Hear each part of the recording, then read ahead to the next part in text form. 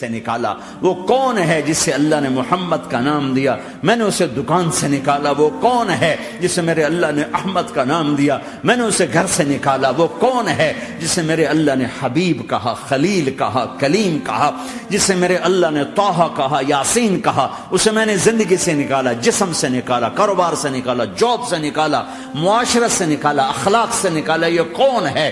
یہ ماہی ہے، یہ حاشر ہے، یہ عاقب ہے، یہ فاتح ہے، یہ ابو قاسم ہے، یہ طٰہٰ ہے، یہ یاسین ہے، یہ مزمل ہے، یہ مدثر ہے، یہ شاہد ہے، مبشر ہے، نذیر ہے، داعی اللہ ہے، سراج منیر ہے، یہ مجتبیٰ ہے، یہ مرتضیٰ ہے، یہ مصطفیٰ ہے، یہ ناصر ہے، منصور ہے، یہ راشد ہے، یہ رشید ہے، یہ عربی ہے، یہ ہاشمی ہے، یہ ابتحی ہے، یہ مکی ہے، یہ مدنی ہے، یہ مہاجر ہے، یہ امام الانبیاء ہے، یہ رحمت للعالمین ہے، یہ جنت کی چابی کا مالک ہے، یہ اللہ کے جھنڈے کا پکڑنے والا ہے، یہ کائنات کا ہادی اور رہبر ہے۔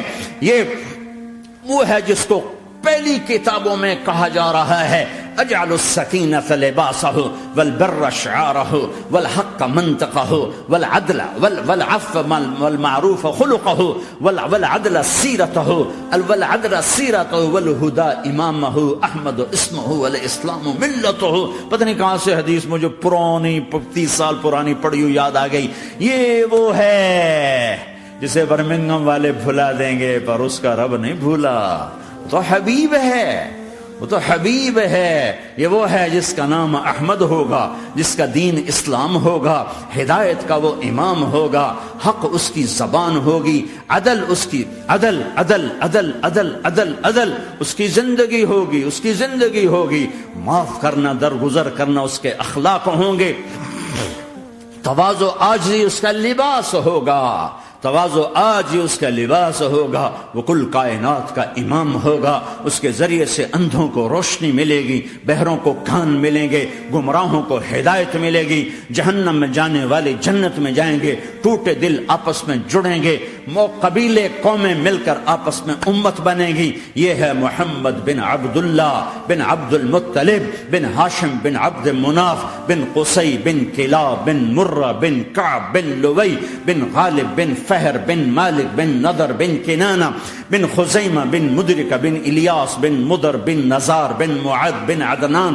بن اود بن حمیصہ بن سلامان بن عوز بن بوز بن قموال بن ابی بن عوام بن ناشد بن حزاب بن بلداس بن یدلاف بن طابخ بن جاہم بن ناحش بن ماخی بن عیفی بن عبقر بن عبید بن الدعاء بن حمدان بن سنبر بن یثربی بن یحزن بن یلحر بن ارعوا بن عیذ بن زیشان بن عیسر بن اقناد بن ایہام بن مقصر بن ناحر بن زار بن سمی بن مزی بن عوض بن عرام بن قیدار بن اسماعیل بن ابراہیم بن آذر بن ناحور بن سروج بن رعوب بن فائج بن عابر بن ارفق شاد بن سام بن نوح بن لامک بن متوشال بن ادریس بن یرد بن ملہلئیل بن قینان بن آنوش بن شیسر بن آدم علیہ السلام۔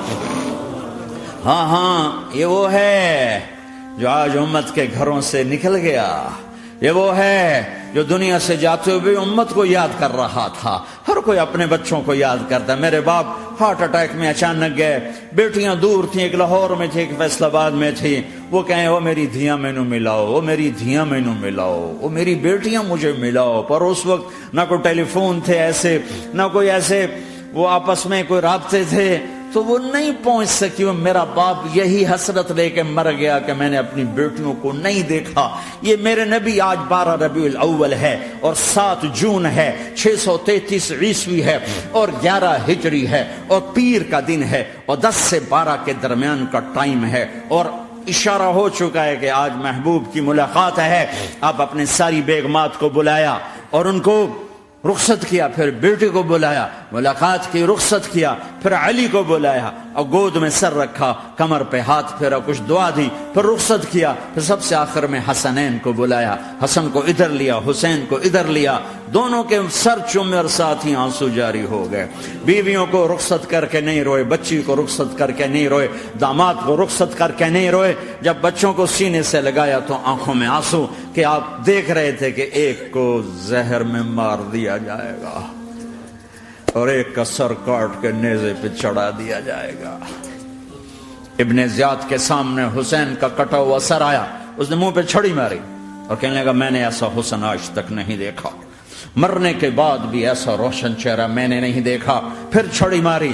تو انس رضی اللہ تعالیٰ عنہ کھڑے ہو کے کہنے لگے بدبخت یہ چھڑی ان ہونٹوں سے ہٹا، میں نے ان ہونٹوں پہ نبی کے ہونٹوں کو لگتے دیکھا،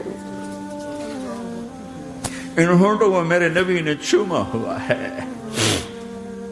یہ سب کچھ آپ کی نظر کے سامنے آ رہا ہے، دعا نہیں کی، دعا نہیں کی۔ ایک خبر پہلے دی دیکھ رہا ہوں، ایک کتا ہے کالا چٹا میری اولاد کا خون پی رہا ہے۔ جب کربلا میں لشکر آمنے سامنے ہوئے اور شمر پہ امام علی مقام کی نظر پڑے تو اللہ اکبر صدق اللہ ورسول، سچ کہا اللہ اس کے رسول نے۔ تو ساتھیوں نے عرض کی کیا سچ کہا؟ فرمایا وہ دیکھو سامنے جو کھڑا ہوا ہے شمر، اس کو برس کی بیماری ہوئی تو رنگ کالا تھا تو سفید داغ لگ گئے، تو آپ نے کہا میرے حبیب نے کہا تھا ایک کالا سفید کتا میری اولاد کا خون پیے گا، وہ کھڑا ہوا ہے۔ ہاتھ تو نہیں اٹھائے کہ اللہ یہ نہ ہو، میرا بچہ ذبح نہ ہو، میرا بچہ زہر میں نہ تڑپے، زہر کا تڑپنا۔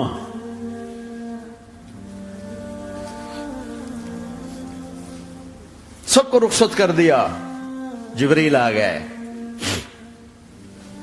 یا رسول اللہ موت کا فرشتہ دروازے پر ہے، اندر آنے کی اجازت چاہتا۔ ہاں جہاں موت پوچھ کے جائے کس ہستی کو بھلایا ہے، چند پونڈ کے پیچھے جہاں موت پوچھ کے جائے، آپ نے کہا آ جائے، وہ اندر آئے، السلام علیکم یا رسول اللہ، سلام پیش کرتا ہوں، میں نے آج تک کسی کو سلام نہیں کیا، آپ پہلی ہستی ہیں جنہیں سلام کر رہا ہوں، میں نے آج تک نہیں کسی کو سلام کیا، یا رسول اللہ آپ پہلی ہستی ہیں، اللہ نے کہا پوچھ کے اندر جانا، بن پوچھے نہ جانا، یا رسول اللہ مجھے حکم ہے کہ آپ سے پوچھوں، آپ جانا چاہیں تو میں لے جاؤں اور رہنا چاہوں تو میں چھوڑ کے واپس چلا جاؤں۔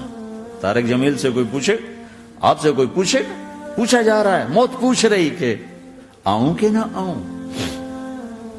تو آپ نے کہا اگر میں اجازت دے دوں تو میری جان نکالو گے؟ کہاں جی نکالوں گا۔ تو آپ نے جبریل کو دیکھا، کیا کہتے ہو، کیا کہتے ہو؟ تو جبریل نے عرض کی یا رسول اللہ، اللہ آپ کی ملاقات کے شوق میں۔ او میرے بھائیو بہنوں، ایسی موت مانگو اللہ سے، جب جا رہے ہیں تو اللہ خوش ہو رہا، ایسی موت نہ ہو جیسے بھاگا ہوا مجرم پکڑا جاتا ہے، ہتھکڑیاں لگا کے جیل میں لے جایا جا رہا ہے، ایسی موت مانگو اور ایسی زندگی گزارو۔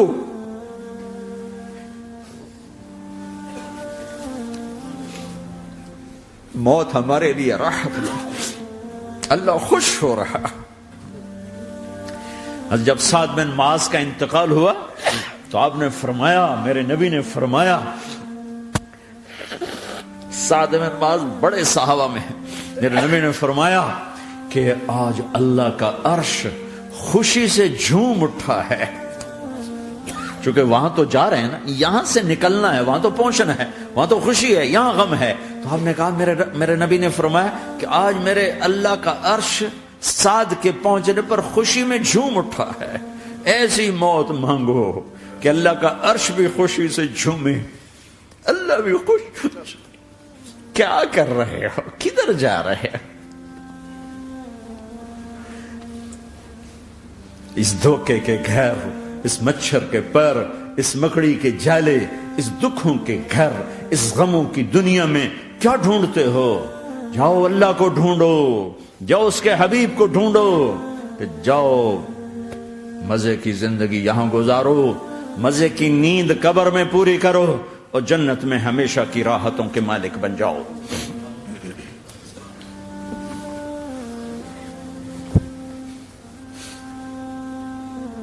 کہ یا رسول اللہ، اللہ ملاقات کے شوق میں ہے تو میرے نبی فرماتے کہ میرے حسنین کا کیا ہوگا؟